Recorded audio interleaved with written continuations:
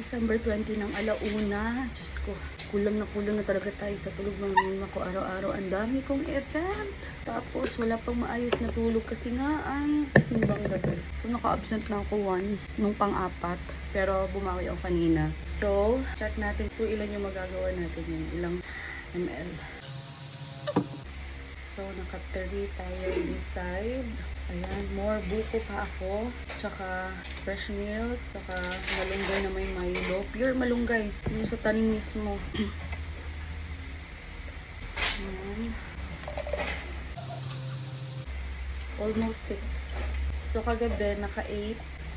Ka-8 tayo kagabi. Ngayon, almost 6. Almost 6. Konti na lang magsi-6 na. So, at least, mayroon pa rin progress.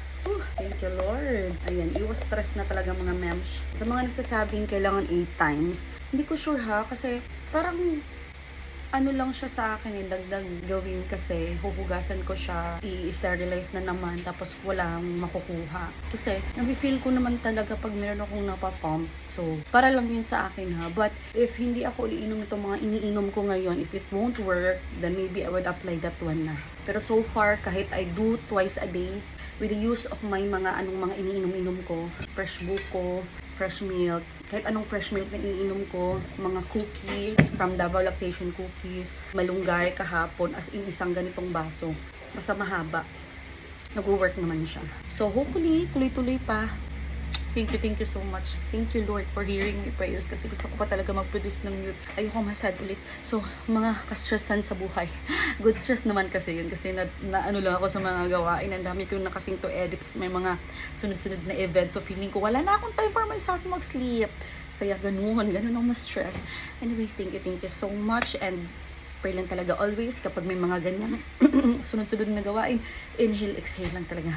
Anyways, see you later. Hi! So today is December 20 ng alas 11 ng gabi at i-check na naman natin kung nakailan tayong ml ngayon or ounce. Ang ganap sa buhay. Wala! Gasyong te!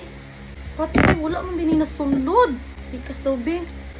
Ahak, muuhulat pa na po kung another 30 minutes eh. Uy! Ay, narangpugso ay kung wala. Dili, wala dyan siya. Nasulod ako ang... Oh! Uy, ahak! Very funny cause akala ko ano na tayo umulit ito. Paantay na muna natin. So, as of now, naka-ano tayo bago mag-3. Finally, after another 30 minutes of pumping, Diyos ko, we'll see. Ito na. So, kanina, dito na part is almost 3.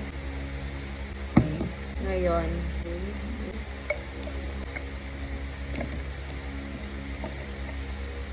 yes.